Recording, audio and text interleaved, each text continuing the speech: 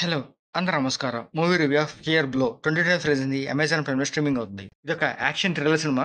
షార్క్‌తో వచ్చే కొన్ని thrilling scenes చూడడానికి బాగానే ఉంటాయి.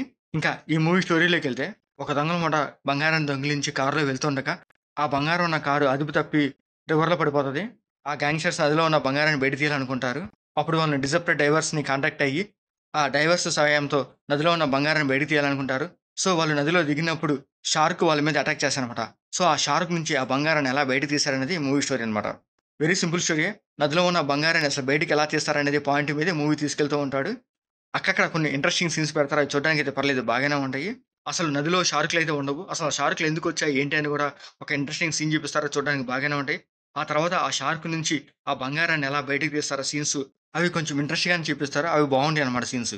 ఇంకా ఈ మూవీలో మెయిన్‌గా డిస్ప్యూటెడ్ డైవర్స్ వాళ్ళు నదిలో ఎలా దిగుతారో, సో, వాళ్ళు యూజ్ చేసే ఎక్విప్‌మెంట్స్ ఎలా ఉంటాయని కూడా కొంచెం టెక్నాలజీ వైస్‌గా చూపిస్తాడు. అవి చూడడానికి బావుంటాయన్నమాట. అక్కడక్కడ వచ్చే కొన్ని షార్క్ సీన్స్ అవి చూడడానికి బాగానే ఉంటాయి గానీ, అంత ఎఫెక్టివ్‌గా ఏమి ఉండవు. ఇంకా అండర్ వాటర్ సీన్స్ కూడా ఓకేలాగా అనిపిస్తాయి. అంత ఇంట్రెస్టింగ్ కూడా ఏమి అనిపించవనమాట.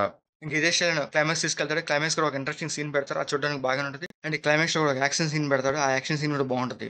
ఇంకా మూవీ ఓవరాల్‌గా అయితే పర్లేదు బావుంటది. ఒకసారి చూడొచ్చు. ఇంకా ఈ మూవీలో ఆర్టిస్ట్ విషయం వస్తే గ్యాంగ్‌స్టర్‌గా జాక్ రాయన్ చేశారు. తన యాక్టింగ్ అండ్ పెర్ఫార్మెన్స్ ఈ మూవీలో బానే ఉంటది. ఇంకా 'డెస్పరేటివ్ డైవర్స్‌గా' హీరోయిని కోర్ఫీల్డ్ డ్రైవర్ క్యారెక్టర్ బాగా సెట్ అయింది. తన యాక్టింగ్ అండ్ పెర్ఫార్మెన్స్ ఈ మూవీకి హైలైట్ అనమాట.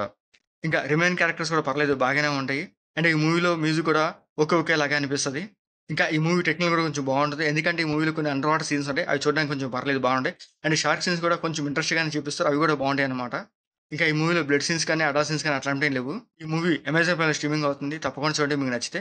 మీకు మా వీడియోస్ నచ్చితే లైక్ చేయండి, షేర్ చేయండి, సబ్స్క్రైబ్ చేసుకోండి. Thank you for watching.